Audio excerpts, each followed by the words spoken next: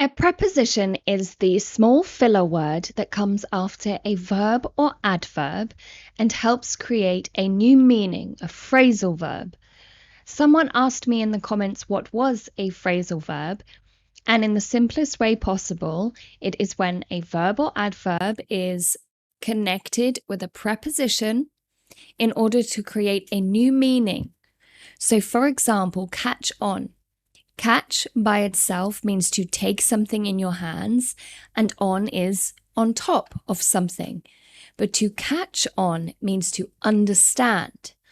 A lot of my students struggle with these prepositions, regardless of their English language level or how broad their vocabulary is. So no matter whether you are intermediate or advanced, it's worth watching this video to check that you are using the right prepositions with the right verbs. Before we start today, our word of the day is meticulous. Meticulous. Now, meticulous means to really pay attention to the details, to focus on the smaller things. He was meticulous with his work. The project was perfect. I could see how meticulously he had worked on this. It's to pay attention to the finer things, the smaller details. So let's get started. Here are 10 phrasal verbs that you should know as they come up very often in everyday spoken English. Married to. Married to.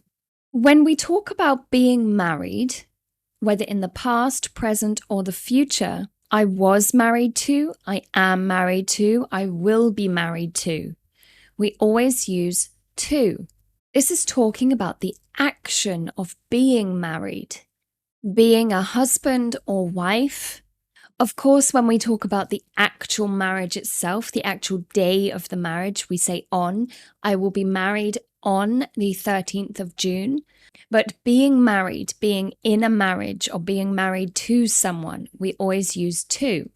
He is married to, I am married to, she was married to. Excited about. We are excited about something. Again, past, present, or future. I am excited about the food I am eating. I am excited about my holiday in 2 weeks. I was excited about going to university. Excited about. Even when we talk about someone else's excitement, we still use about. He was excited about the opportunity. He is excited about going to Egypt. Different from. Now, this one is complicated because actually we can say different from or different to. In written English, British English, it would make more sense to say different from because you are comparing opposites, different from. However, in spoken English, it's very common to hear different to. She was very different from her sister. She is very different to her sister. I am different from my brother. My brother is different to me. However, in American English, it is common to hear different than. He is different than his brother. He has a different music taste than me. So different can be used with from, to, or than. However, similar. Similar, we always use to, similar to. It is the direct opposite of different, of course. Similar means to be the same as or very close in similarity to someone. And we only use it with to. He is similar to his brother. He has a similar music taste to me. I have eaten something similar to this in the past. Now, if you were paying attention to the thumbnail, you will already know this one. Afraid of. We are afraid of something, afraid of an idea, afraid of an animal, afraid of the future. Although afraid about sounds like it's correct, I am afraid about something, we always say afraid of. I am afraid of spiders and also of heights. We can also use it with abstract ideas. I am afraid of death, or I am afraid of not having any money in the future. What are you afraid of? Let me know in the comments. We have two now, and these are both very similar but opposites. So good at and bad at. If you are talking about your ability to do something, I can speak English, I can play football, but I cannot swim. We use at. I am good at English, I am good at football, but I am bad at swimming. I am good at reading, I am good at music, but I am bad at remembering people's names. We also use at when talking about someone else's skills or abilities.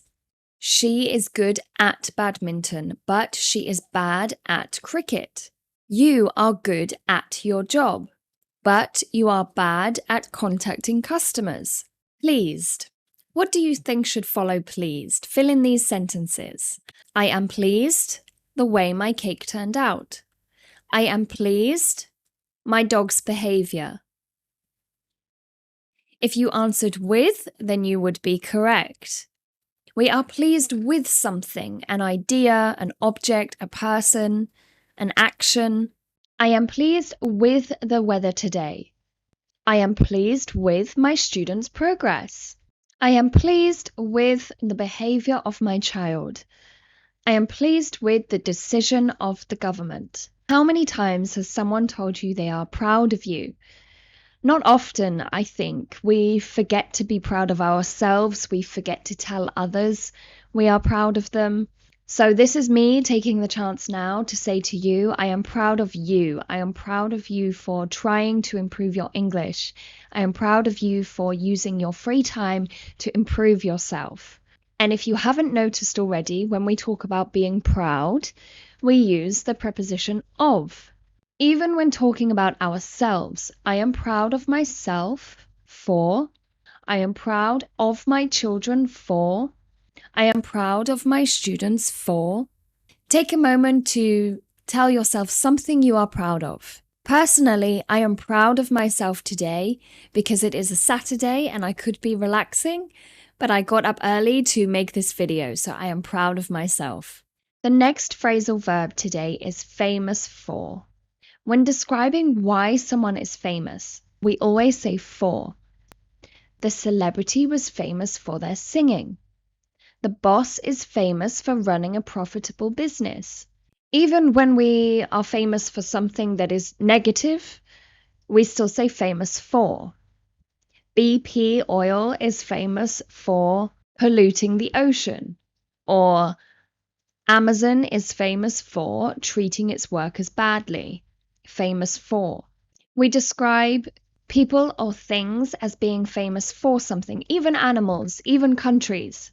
So India is famous for cricket. England is famous for the royal family. Polar bears are famous for their white fur. And giraffes are famous for their long necks. Last one today. Describing something that you like.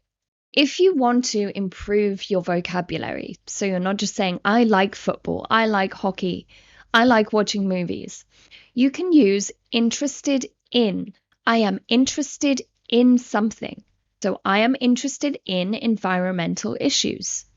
I am interested in movies. I am interested in growing my own vegetables.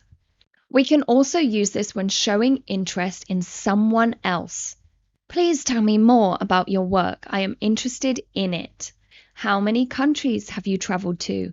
I am interested in hearing about all of them. So that is all of our phrasal verbs today. There was actually 11 there for you, so you got one extra free. If you learned something new today, please leave me a thumbs up and maybe a comment. The difficult thing with phrasal verbs is you just have to learn them. There is no rule to help you remember. You just need to write them out and learn them. When you use about, what comes after? When you use pleased, what comes after? So make sure you've written notes throughout this video and try and come up with some example sentences to help it stay in your long-term memory.